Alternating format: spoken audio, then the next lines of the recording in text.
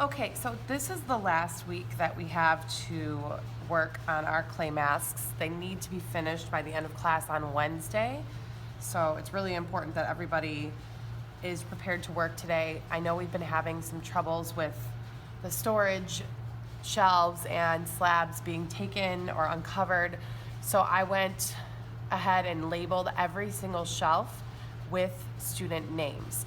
So your name is on the shelf that you store your mask on. So if your name is not on that shelf, don't touch that shelf. That shelf is not your shelf, your mask. If it's not there, talk to me. We'll either make you a new slab or I will try to problem solve and find out what happened to your mask. But please do not touch anything on shelves that does not have your name on it. So I need to review the techniques again. Some of you are doing a wonderful job and it's very clear that you understand all of the techniques, but some of you need a slight review and it doesn't hurt everybody to see this one more time. So when you're working on your mask, you have to have your completed sketch next to you. This sketch is not actually fully complete because it would need the name of my community at the top. It would need a brief description of what my mask means, how it relates to my community, but I do have all my labels for the different techniques that I need to use. Remember, there are 5. Slab, which we use to make the base of our mask, coil, carving, impressing, and applique. So this meets all of the requirements. You're gonna need a little handful of wet clay to actually create the things you're attaching onto your mask.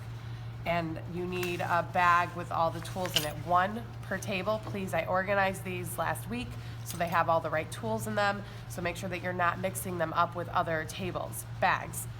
You also need 1 per table. You get a cup with water and a sponge. So let's review applique. Applique is any time that you form something out of another piece of clay and you attach it to something else, like your slab. So when I'm making these little scale-like shapes, I'm appliquing them. So I'm just forming them. I'm getting my wet clay and I'm taking my time to form them into the shape that I want. And it might not happen in 3 seconds. You might need to actually really take your time with this. The good thing with clay is that if it doesn't come out the way you like it the first time, you can just smush it back up and start again. So if I'm gonna continue adding these scale-like shapes on there, the best way to applique something is with the needle tool, but if someone else is using it, I put in these paint mixers. They work really good for cutting things out, but you could use these to applique as well. You could use the fork. That's what the fork is in there for appliquing. But the needle tool is the best one. So I'm gonna mark off where that goes. Remember, when you're appliquing, so that is when you want to scratch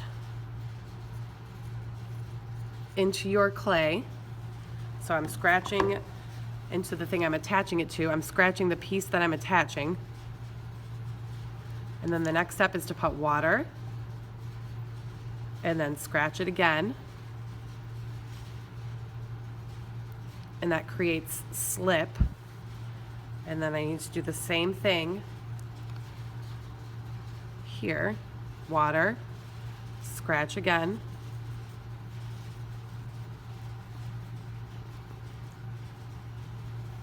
And then I'm ready to attach that piece. And I need to kind of wiggle it into place.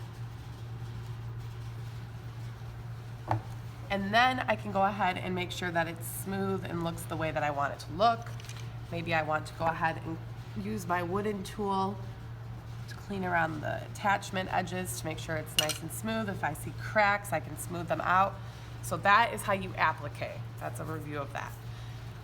Impressing. Impressing would be when you take any tool, and maybe some of these I wanted to press into them with the edge of my wooden knife and make some kind of texture on them. That would be impressing. I also impressed using the end of my needle tool to make these holes. I impressed here with the end of the needle tool. So that's impressing. Carving. There's 2 different ways to carve. Example 1, I carved out my eyes with the knife. Example 2, you can use these tools and you can carve textures into your slab by just carving away clay. So that's another example of carving to create a really nice texture on your mask. So that's carving. One thing I do want to say is if your slab is pretty hard like this, leather hard, when you're cutting, if you start to see cracks forming, you need to stop. If your mask has hardened too much and you're trying to cut into it, there's a chance it could crack in half. It's really best to cut into slabs when they're still pretty soft. This is a little hard. If I tried to cut a little tiny shape out right here and the attachment area where it was still attached is really small, it's gonna fall apart because this is too dry. So if you're worried that your mask might be too dry, just ask me before you cut into it and I can advise you on whether or not that's gonna work. If it's not gonna work, we can have a plan B. Maybe instead of carving your eyes all the way out, you could just carve them a little bit with this tool, and then when we paint it, you could paint whatever eyes on there you want. I believe the only one I didn't go over was coil, so I have a coil right here. Again, coil is just when you take clay and you roll it into a snake-like shape, and you can use it for decoration, and you would have to applique this on as well. So if I wanted to attach a coil right here, I would have to use my needle tool. I would have to score, water, score, and then press it on there again so that it would stay. So that's coil. I haven't given you guys a checklist, or I will give you a checklist with all of the things you need to do to make sure that you get a 4 out of 4 on your mask. So make sure you're keeping that in your folder and you're checking it off. Again, we are running very low on clay. I did buy some more clay. I'm waiting for it to be delivered, but not that much extra. So we need to take very good care of the clay if we don't use it. So this, if I'm done, goes back in the wet clay bin underneath the plastic, lid on top. Again, please make sure at this point that you're wrapping your mask all the way around.